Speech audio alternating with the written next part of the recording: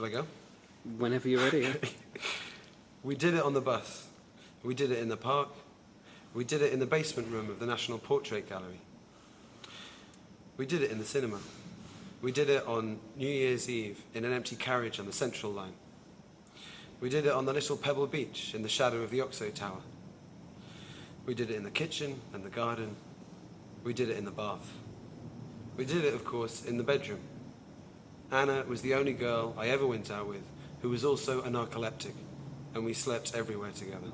Oof, cold opening. Tasty. That was Max Sidney Smith reading a bit of flash fiction. There'll be more from him later on. My name is Scott Manley Hadley. This is episode 3 of Triumph of the Now TV, a lo-fi literary web series. This week's main event is an interview with Hermione Eyre, the journalist and writer of Viper Wine, a historical novel about Venetia and Kenelm Digby, two society figures from England in the early 17th century. Venetia was a renowned court beauty, and when she began to age, she turned to drastic measures. Her husband, Kenelm, was an explorer, inventor, and alchemist. There were some sound issues. I apologise for those in advance, but listen through the fuzz. Here we go.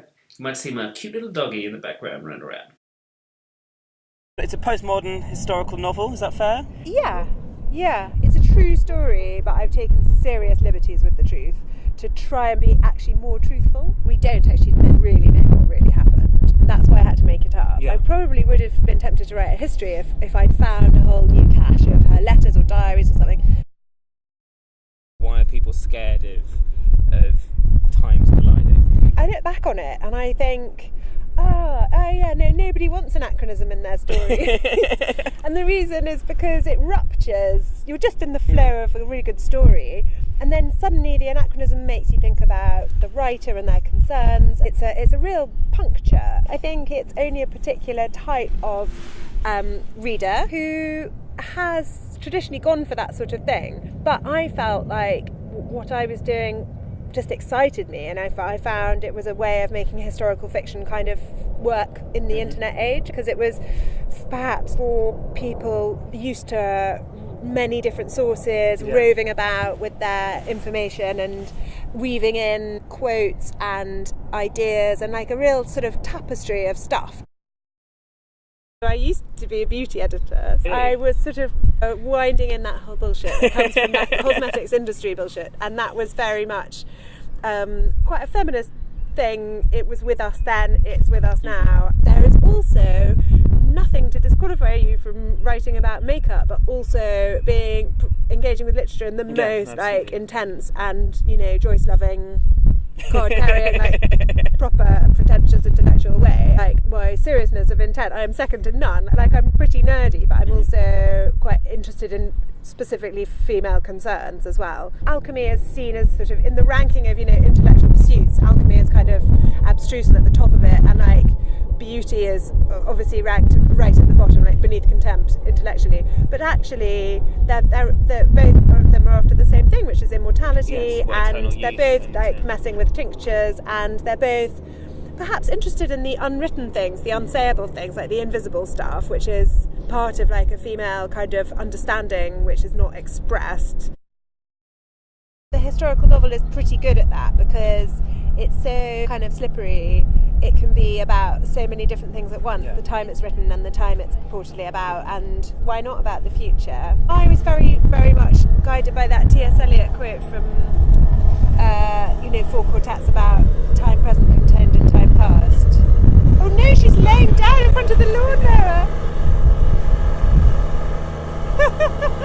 Time present contained in time past. So this sort of telescoping of time that happens in a novel anyway. Time passes to the lighthouse, where you just get that paragraph in which years pass, and I don't know, I think how to do more fresh new things like that, because when that was done, that was so thrilling. And I think novels are a way of dreaming the future into existence, definitely. And there's Veronica Horwell wrote a really good piece for Arete about how Salman Rushdie anticipated the internet in Midnight's Children. It's so frenetic and it's so full of links, it's sort of a hyperlinked kind of feeling in the novel. It's just like a thrilling kind of aesthetic, and it felt right because that was what we were about to do. And I think the best novels kind of tap into that collective unconscious, don't they? Writing historically, there is a wonderful sense of being in another place and time and taking yourself away from the whole relentless cycle that we're in so overwhelming. So there is a special pleasure to it, maybe, which is to do with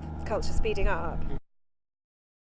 But it's tough, it's really tough. Look, I worry that certainly, I don't know about, this is my first novel, but in journalism the bottom is falling out of the market and has fallen out like quite a long time ago, and I worry that will not serve culture well, because it shouldn't be a charity. It serves a really important social function, like having good, healthy newspapers.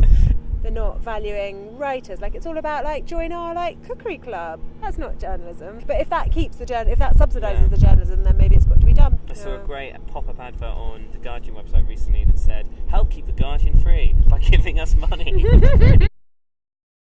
I feel like there are more dogs in contemporary fiction than there used to be, but that might just be because I've recently got a dog. Did you like Asparagus? I did. I thought that was a great name. Oh, thank you. Is that what his dog was actually called? No, but there is a dog. He did actually have a Mastiff, an English Mastiff, which I imagine is like a wolfhound. Apparently you mustn't ever, it's like bad writing if the dog dies.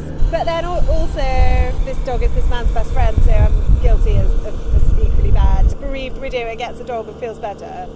I mean, it's probably true. Everybody's self-selecting and nobody's necessarily exposed to stuff they're not interested in. If you like this, you'll also like. I think it's a really stultifying kind of direction. And also I think it'll just mean that people are a bit like, there isn't this shared understanding. I suppose if everybody lives in their like little cultural niches, that's okay. Is it? Why does everybody have to have the same icons? I want to make sure I've given you like some snappy quotes. Did we talk about like time being circular for alchemists? So I mention it like once in the book, but actually it is the overriding justification. And alchemy is so abstruse that I saw it mentioned, and then knowing it's not like a well-known thing about alchemy, but I saw it mentioned, then it kind of makes sense. They were part of the movement of ideas like along the Silk Road, and I think they would have been closer to East. Like there's a lot of stuff at alchemy where somebody's met a man from China who's got this idea. Is alchemy almost a religion in itself? Yeah, it's definitely slightly heretical, and I think that's why it's not in the orthodoxy. It's always a bit alternative, Kabbalistic kind of. It definitely taps into people's paranoias. But this is a time when mathematics was considered a dark art, which obviously to me it still is. And I think interpretation, like sparks interpretation, it's in the way that textuality makes more texture. Like I think, and genre and illusion, and all those things just make more. Like I think it's very natural to be like inspired by something that's a work of art, rather than but then you're not accused of like copying because it's a completely different art form. So you feel like what you're doing is legitimately.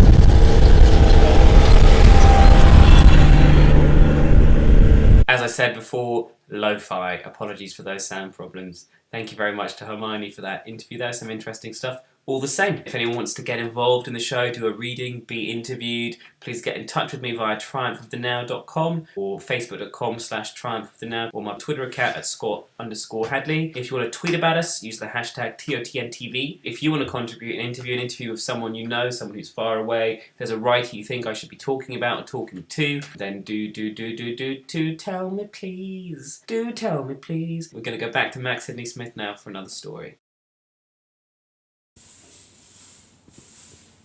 1. The boy sits at the table, biting his nails. They have finished eating, and his father is talking to his mother. The boy moves his hand round to bite the side of his thumb. His mother glances over. "Stop biting your nails," she says. "Are you listening?" His father doesn't like to be interrupted. "Yes." She drags her eyes back to him. 2. Who are these people? Let me tell you a little about their lives. The kitchen is on the ground floor of a large Victorian terraced house in an expensive part of northeast London. On the weekends, the boy's mother and father sit around tables in houses similar to their own, eat organic meat, drink moderately priced bottles of red wine, and discuss politics. They discuss the electability of the Labour Party leader, and they catalogue all the things that are wrong with free schools.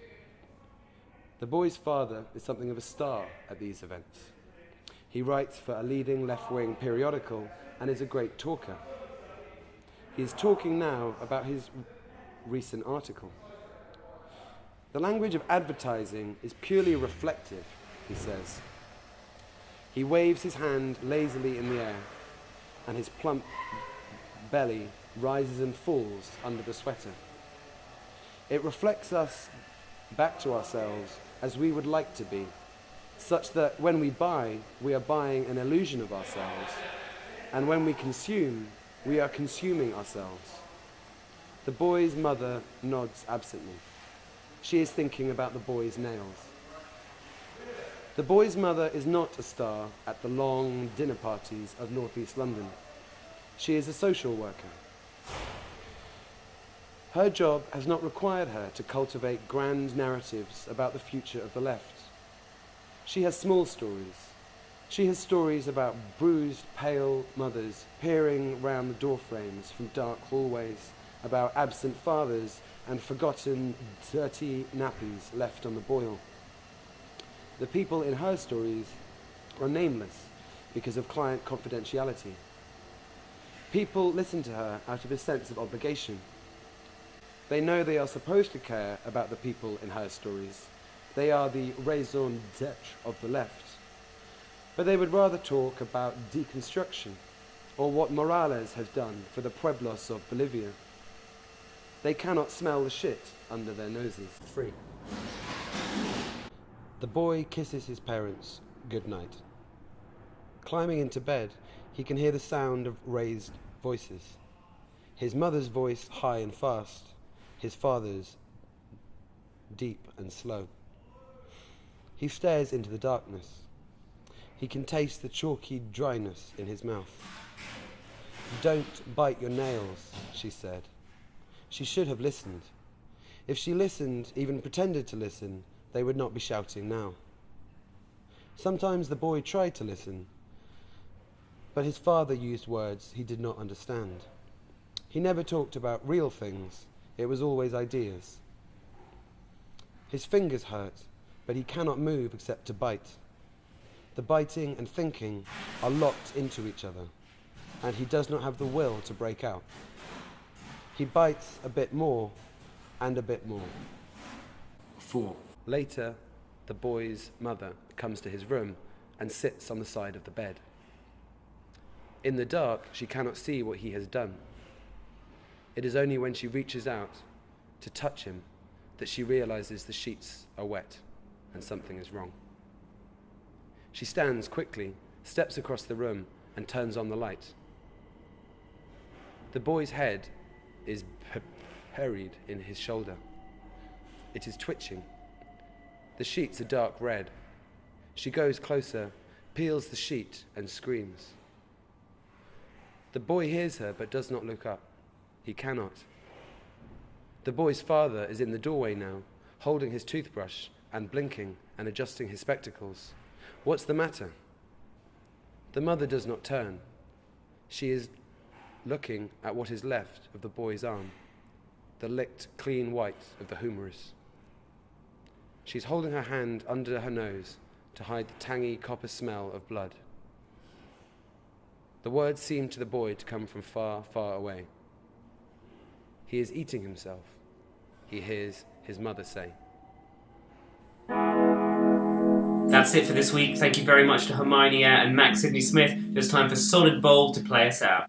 In the velvet darkness of the blackest night, burning bright, there's a guiding light.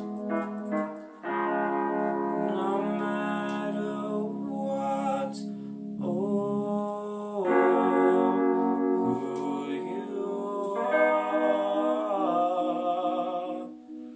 there's a light over at the Frankenstein place. There's a light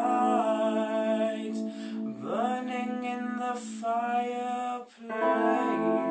There's a light, oh, in the darkness of